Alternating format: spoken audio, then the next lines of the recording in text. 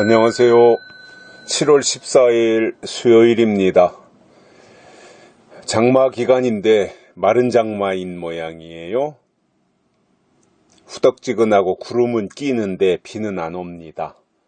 굉장히 무더운 날씨가 이어지고 있습니다. 가만히 있어도 땀이 줄줄 흐를 정도로 더운 날씨입니다. 게다가 코로나는 천명대를 계속 웃돌면서 우리에게 걱정을 끼치고 있습니다. 또 그러한 상황에서 정부는 국민들을 위로하고 국민들로 하여금 잘 견딜 수 있도록 해야 되는데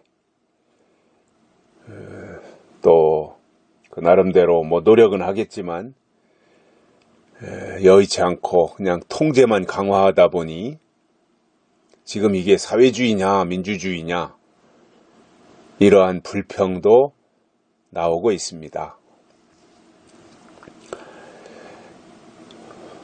잘 이겨내시기를 바라고요. 오늘은 신명기 12장 30절입니다.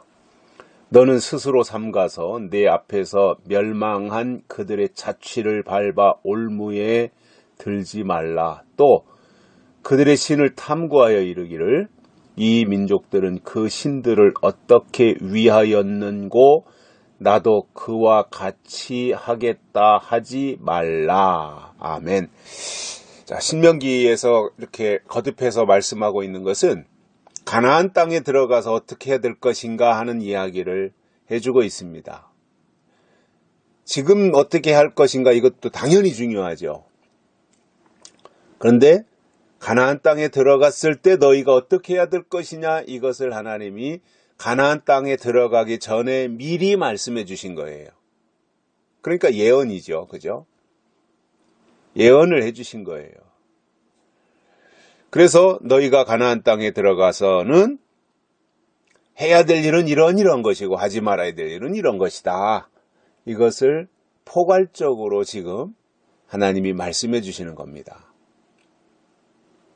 그러니까 현실만 말한다면 현재 너희가 있는 곳에서 이렇게 살아라 저렇게 살아라 이렇게 한다면 그건 굉장히 이제 현실적인 신앙 생활이 될 수 있는데 자, 요단강 건너가기 전이잖아요. 아직은 이들이 요단강을 건너가기 전에 모세가 살아있을 때 모세를 통하여서 가나안 땅에 가면 이렇게 해야 된다라는 말씀을 하시고 있어요. 그러니까 현실도 중요하지만 현실의 문제도 해결할 것은 해결하고 극복할 것은 극복해야 되는 것이 맞지만 우린 현실 도피자들이 아니니까요. 현실 생활을 우리는 외면하거나 무시하거나 할 수가 없잖아요. 현실 생활에 충실해야 되는 게 맞는 거잖아요. 왜냐하면 현실도 하나님이 우리에게 주신 공간이니까요. 그런데 현실에만 머물러 있어서는 또 안 되는 거죠. 왜냐하면 목적지가 정해져 있잖아요. 약속의 땅 가나안. 거기로 가야 되는 사람들이잖아요. 그렇기 때문에 현재 너희가 이렇게 해야 된다. 어떻게 광야를 어떻게 이겨내야 되고 어떻게 가나안 땅에 들어가야 된다. 이러한 부분들에 대한 말씀은 당연히 받아야 될 뿐만 아니라 너희가 이제 가나안 땅에 들어갔을 때 그때 가서는 어떻게 해야 될 것인가. 이 부분에 대한 것을 많이 강조하고 있고 12장 같은 경우에도 특별히 그 부분 하나님이 자기 이름을 두시려고 택하신 곳에서 이것을 많이 강조한 것을 볼 수 있습니다. 그래서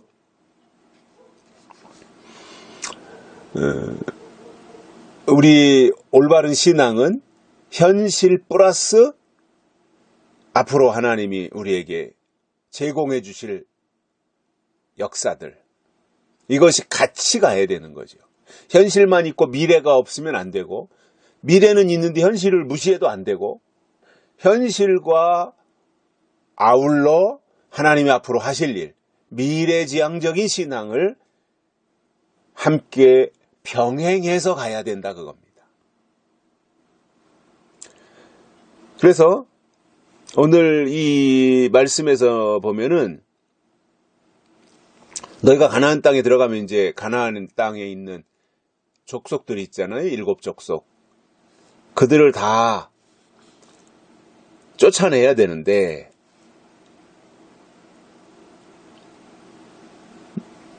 그래 너희가 이제 가나안 땅에 들어가서 가나안 땅에 이미 자리 잡고 생활하고 있는 가나안 땅의 7 족속들을 다 쫓아내고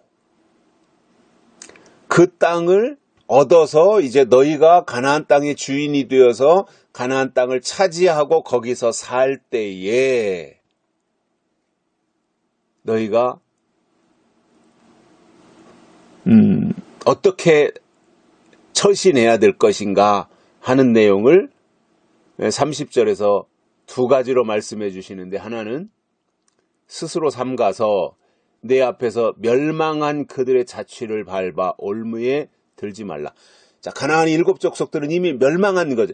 이스라엘 백성들이 가나안 땅에 들어갔을 때는 이미 이제 그들이 여리고 성도 무너지고 아이 성도 결국은 점령하고 그러면서 7 족속들을 다 내쫓아버리고 가나안 땅을 12지파에게 다 분배해서 나눠주는 거잖아요. 그때에 멸망당한 가나안 땅의 족속들의 걸어간 그 발자취를 쫓아가다가 너희들도 올무에 걸리지 않도록 하라, 그겁니다. 그러니까 그 7 가나안 땅의 족속들은 이미 멸망했고 그들은 하나님의 관심 밖에 있는 자들이니까 가나안 땅에 들어갔을 때 이 사람들이 왜 멸망당했지? 그런 거 생각하지 말라는 거예요. 다만 하나님이 왜 우리를 가나안 땅으로 보내셨지? 이걸 생각하라는 거예요. 가나안 땅으로 보내신 하나님을 생각해야지 멸망당한 7 족속들에 대한 것은 그들의 발자취를 따라갈 이유가 없다는 거예요.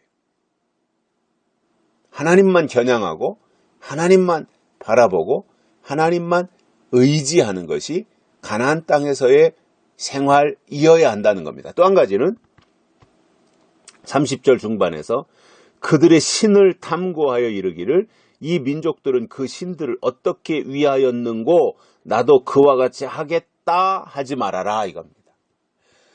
가나안 땅에 먼저 살았던 사람들은 자기들의 신을 어떻게 섬겼지? 그들의 신은 무엇이었지? 그들은 신을 어떤 방법으로 섬겼지? 이런 것에 대해서 생각할 이유가 없다는 거예요. 그런 거 하지 말라는 거죠. 왜냐? 그들은 멸망당한 사람들이에요. 멸망당한 그들. 왜 그들이 멸망당했는가? 그들이 섬겼던 신들이 무엇이었는가? 특히 하나님과 관계된 것에 대해서 비중을 둬야지 그들이 섬기다가 멸망당한 그들이 섬겼던 그들의 신에 대해서는 생각할 필요가 없다는 겁니다. 그렇게 하지 말라는 거예요.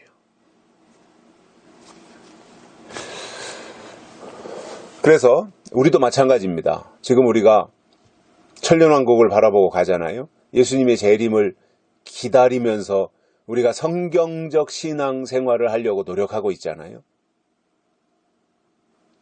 그런데 이제 때가 되어서 계시록이 열리고 또 예수님이 재림하시고 천년왕국이 이루어지고 이렇게 할 때에 땅의 일들에 대해서 얽매이지 말라는 거예요. 하나님이 하시는 일을 주도 면밀하게 살피면서 나아가는 것이 중요하다는 겁니다.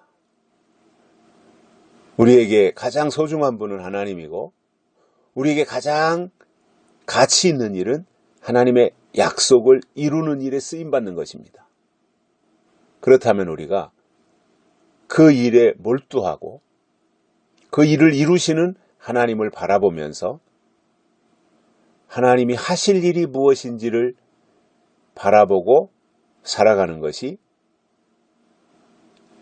하나님의 약속의 땅으로 들어가기를 기대하는 우리들의 자세가 아니겠는가, 우리들이 취할 태도가 아니겠는가, 그러한 생각을 가져봅니다. 여기까지 하겠습니다. 감사합니다.